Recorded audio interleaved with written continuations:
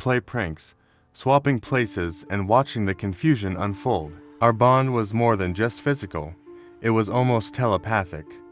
We had our own language of glances and gestures, a silent communication that only we understood. It was comforting, knowing that no matter what happened, we had each other. But we weren't just best friends, we were rivals too.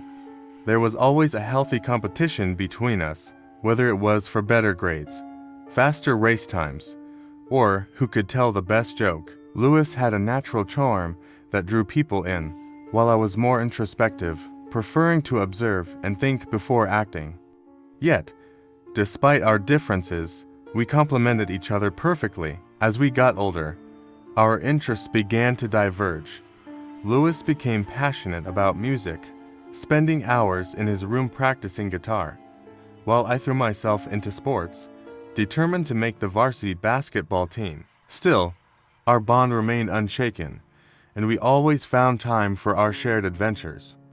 One of our favorite traditions was the annual summer camping trip with our dad. Every year, we would pack up the car and head to the same remote campsite, far away from the noise and distractions of everyday life.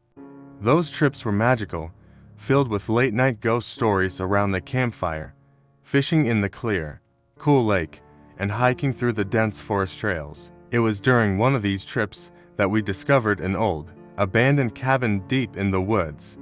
The place was a wreck, with broken windows and a collapsing roof, but to us, it was a treasure trove of possibilities. We spent hours exploring, pretending it was our secret hideout, a place where we could escape from the world and be whoever we wanted to be. As the years passed, the cabin became our sanctuary. Whenever life got too overwhelming, we would sneak away, escaping to our secret refuge. It was there that we had some of our deepest conversations, sharing our hopes, fears, and dreams for the future. But everything changed on that cold December night. It was supposed to be a night of celebration, filled with warmth and laughter. We had just finished decorating the Christmas tree, a tradition that always brought our family together. The house was filled with the scent of pine and cinnamon, the soft glow of fairy lights casting a cozy ambience. Lewis and I had been arguing earlier that day about something trivial: who got to put the star on top of the tree. It was a silly, childish argument, but it left a lingering tension between us. We barely spoke during dinner, each of us nursing our bruised egos. The fire started in the basement, in the room where our father kept his woodworking tools. We didn't notice it at first, too engrossed in our own worlds. It wasn't until the smoke alarm went off that we realized something was wrong. My father sprang into action, shouting for us to get out. The smoke was thick, filling the house with a choking haze. Lewis and I were upstairs, and as we tried to make our way down, the flames erupted, blocking our path. Panic set in, the reality of the situation hitting us hard. My father reached me first, his strong arms pulling me through the smoke and flames. I screamed for Lewis, but my voice was drowned out by the roaring fire. I caught a glimpse of him at the top of the stairs, his eyes wide with fear. Our gazes locked for what felt like an eternity, and then he was gone, swallowed by the inferno. The fire department arrived too late. Our house, once a place of warmth and love, was reduced to ashes. And Lewis, my other half, was gone forever. The grief that followed was indescribable, a constant ache that settled in my chest and refused to leave. My mother fell into a deep depression, her vibrant spirit extinguished. She would sit for hours, staring at old photographs of Lewis, her tears flowing freely. My father threw himself into his work, using it as a distraction from the unbearable pain. As for me, I was lost, wandering through life like a shadow of my former self. For a while, it seemed like life might return to some semblance of normalcy. But then, strange things started happening. It began with small, almost insignificant occurrences: flickering lights, unexplained hot spots in the house, the smell of smoke with no apparent source. At first, we dismissed them as coincidences, but the incidents became more frequent and more terrifying. The first real tragedy struck about a year after the fire. My mother was alone at our new rental home, lighting a candle in Lewis's memory, something she did every day. According to the fire report, it was a freak accident. The candle tipped over, igniting the curtains. By the time the fire department arrived, the house was engulfed in flames. My mother didn't make it out. Her death shattered us. My father and I were consumed by grief, barely able to function. We moved into a small apartment, hoping for a fresh start. But the fires followed us. Next was my father. He was a careful man, meticulous in his habits. But one night, as he was working late in his home office, the apartment building caught fire. The cause was never determined. My father died trying to save the other tenants. I was alone, the last surviving member of my family. The fear and paranoia became my constant companions. I was convinced that Lewis's spirit was behind the fires, seeking vengeance for his untimely death. The thought of my twin brother, once my closest friend, turned into a vengeful spirit was almost too much to bear. I tried to escape, moving from place to place, never staying in one spot for too long. But no matter where I went, the fires followed. I started seeing Lewis everywhere in reflections, in dreams, in the flickering shadows of candlelight. His presence was a constant reminder of the past, a haunting specter that refused to let me go. One night, I woke up to find my bedroom filled with smoke. The fire alarm blared, and flames licked at the walls. I stumbled out of bed, coughing and disoriented, but there was no way out. The door was blocked by fire, and the windows were sealed shut. I was trapped. That's when I saw him, Lewis, standing in the midst of the flames, his eyes filled with sorrow and rage. He didn't speak, but I felt his anger, his pain. I knew then that I had to confront him, to find a way to make amends. "Lewis," I whispered, my voice choked with smoke and fear. "I'm sorry. I'm so sorry." His expression softened, the flames around him flickering and dimming. For a moment, it seemed like he might forgive me, but then his face twisted in pain, and the flames roared back to life. I knew I had to do more. "I should have saved you," I cried, tears streaming down my face. "It should have been me. I miss you every day. Lewis, please, let me make this right." The flames around us seemed to waver, and Lewis stepped closer. I could see the pain in his eyes, the torment that had consumed him. I reached out, my hand passing through the flames, and touched his ghostly form. In that moment, a wave of memories washed over me, our childhood, the laughter, the shared dreams. I felt his pain, his anger, but also his love. The connection we had as twins, stronger than anything, was still there, buried beneath the anger and sorrow. "I love you, Lewis," I whispered. "I always have. Please, let go of the anger. Let go of the pain." His eyes met mine, and for the first time since the fire, I saw a flicker of recognition, of the brother I had lost. The flames around us began to fade, the heat dissipating. Lewis's form grew faint, the anger in his eyes replaced by a deep, abiding sadness. "I'm sorry," he whispered, his voice barely audible. "I didn't mean to hurt you." Tears blurred my vision, and I nodded, unable to speak. In that moment, I felt a profound sense of peace, a release from the torment that had plagued us both. Lewis's form faded, the last remnants of the fire extinguishing with him. The room was silent, the air clear. I was alone, but I felt a sense of closure, a peace that had eluded me for so long. I knew that Lewis had finally found rest, and that I could begin to heal. The days that followed were difficult, filled with grief and memories. But I no longer felt the oppressive presence of my brother's spirit. The fires had stopped, and for the first time since that tragic night, I felt a glimmer of hope. I still think of Lewis every day.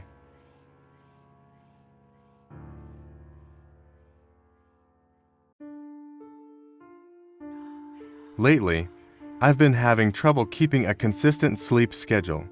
I'm sure plenty of other 20-somethings can relate. Every time I manage to fall asleep at a good time, I'll stay up a little bit later the next night, and so on and so forth until once again I'm waking up at 5 p.m. and going down at 7 a.m. As I have no girlfriend, or job, or goals in life, it really hasn't been a problem I've been keen on fixing. Anyway, cut to another sleepless night, and I realize I have literally no clean clothes. I live in the middle of hot Arizona, so even someone who doesn't go outside often ends up with pit stains in his shirts. Plus the grease from wiping my meals on my jeans was getting a bit thick too. So, genius that I am, I decide to go a laundry run. My apartment complex has a laundry room a short walk away from my building, so washing my clothes at the dead of night isn't the most insane idea, but of course, that doesn't keep me from feeling creeped out on the walk there. You know that feeling. Being in the middle of the city way past a reasonable person's curfew. When it's dark and quiet, and you feel like you're the only person there. You know you aren't, though. The city has a population of several million, and you're in the middle of an apartment complex of over 50 units. That sense of quiet feels fake, that loneliness misleading. It sort of feels like you're doing something wrong, or you're somewhere you aren't supposed to be, but you can't logically put a feeling on why. Anyway, that's how I felt as I took the short walk to the laundry room. The laundry facility itself is actually outside of the gated community, for some reason, so I had to go through said gate to get there. When you're doing this after midnight, you feel like a complete asshole, or at least I did. It's one of those cheap metal gates with this new lock that opens with an app on your phone. So in addition to the loud rusty sounding creak of the gate opening and the echoing slam of it shutting, there's also an obnoxious when it unlocks. Compared to the eerie silence of the sleeping city, it seems like the loudest noise that could be. It feels like you might wake your neighbors, or alert something else in the quiet dark to your location. It's the city. So, of course, it wasn't that dark, with streetlights everywhere to try and create some semblance of safety. Even so, the fluorescent, white lights of the laundry room felt like a relief when I stepped in from the dark, quiet, hot night air. Turning the washing machine and hearing those thumps and electric hums felt even better. I felt a weird comfort in there, like I was in a confined, safe space that was shut off from some great trouble on the other side of the door. It reminded me of when I was a kid and I would sit in the bathroom, letting the shower run, knowing my parents fighting in the other room wouldn't bother me in there. If that seems like too much information, it's because it's such a specific kind of feeling, and if you can relate, you might understand how weird it was to suddenly be feeling it here. The point was, I sat down on one of those little benches facing the wall of dryers.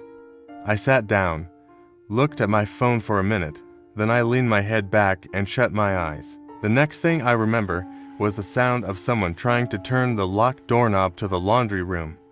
The room has sort of an L shape, and my back was to a wall that blocked my view of the door, so I couldn't see who it was. I could tell, however, that they were really trying to get in, shaking the knob violently as if the electronic lock would give out with enough pressure. I thought about letting them in, but then I heard them. "Hello," a man's voice said. "Are you in there? Can you open the door? Open the door, please. Maybe I'm just a bad person." But as soon as I heard him speak, I froze. I decided, in that moment, not to be a good Samaritan, and instead sat there, where I knew he couldn't see me. I remember thinking to myself, if he was supposed to be in here, he'd have the app on his phone too. If he was allowed in here, he could unlock the door.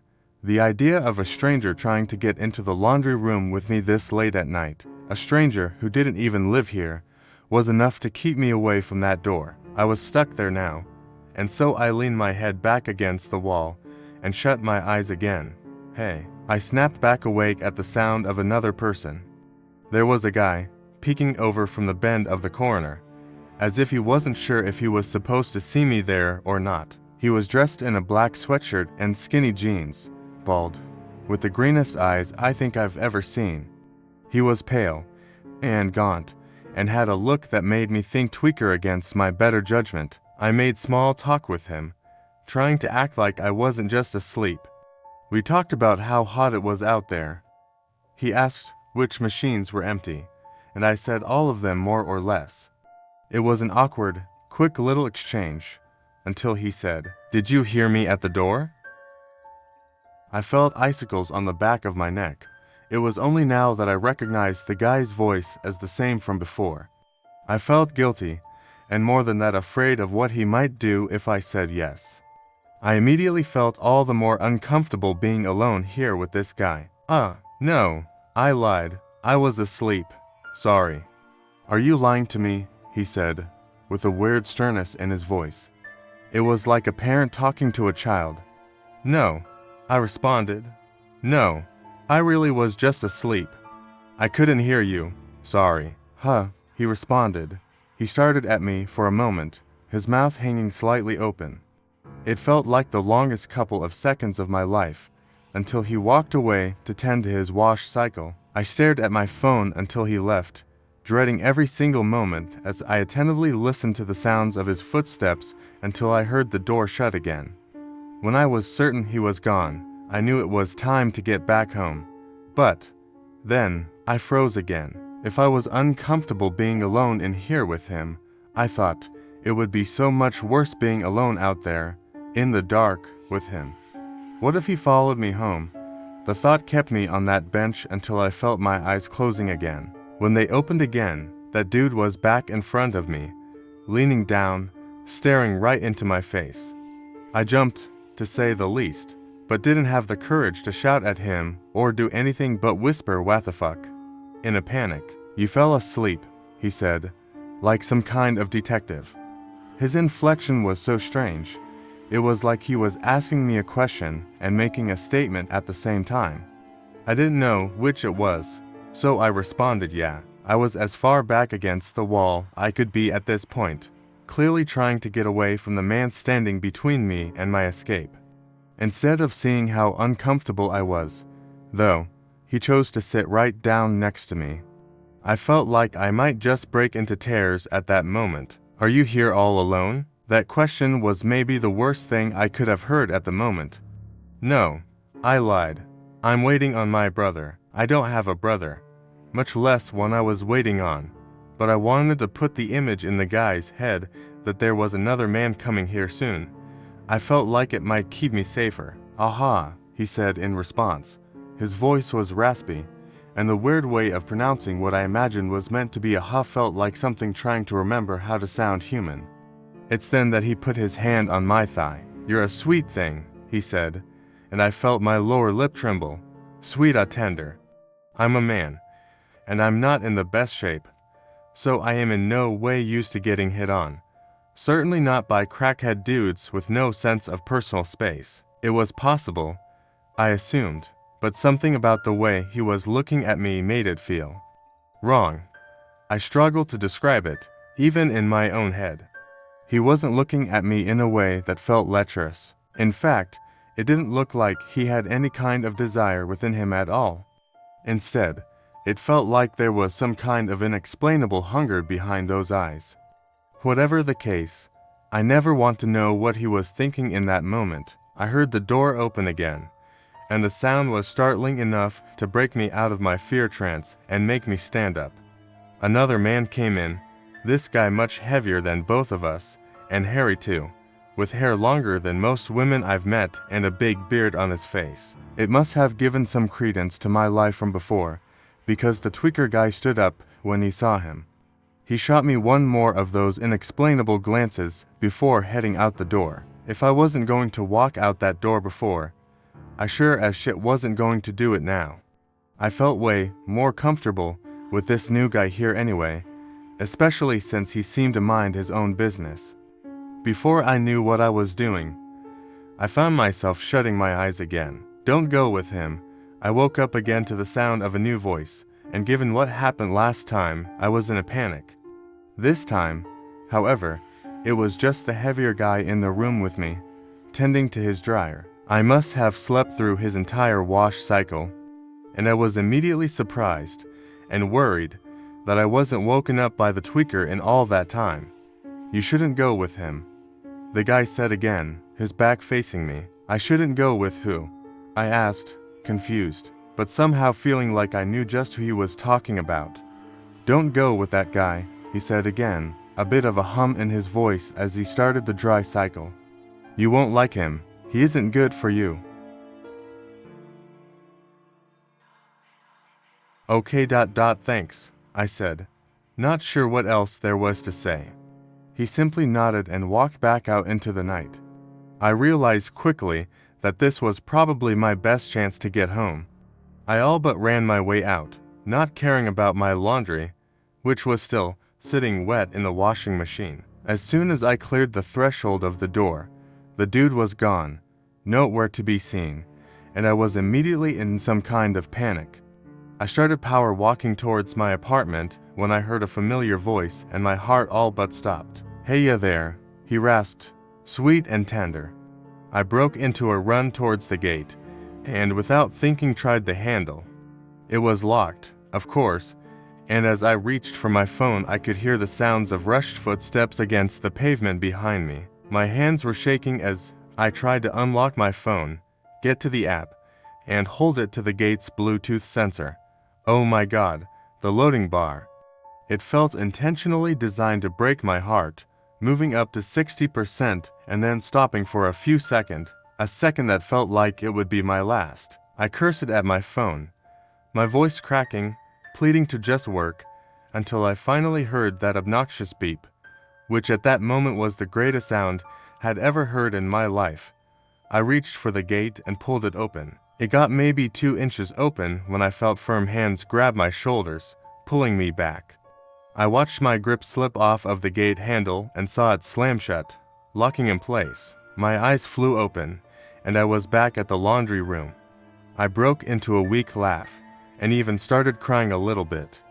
The laundry cycle was still going, and according to the timer on the machine, I couldn't have been asleep longer than 10 minutes. That was an hour ago.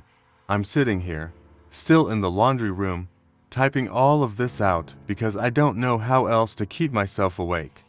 I called 911 immediately, but I'm still waiting for a patrol car or something to show up. I told them that I felt like my life was in danger, that someone was following me and was going to attack me if I left the laundry room. I really didn't know what else to tell them. I don't know what to think myself, really. All I know is that a few minutes after I woke up, I heard the door to the laundry room shaking, and a familiar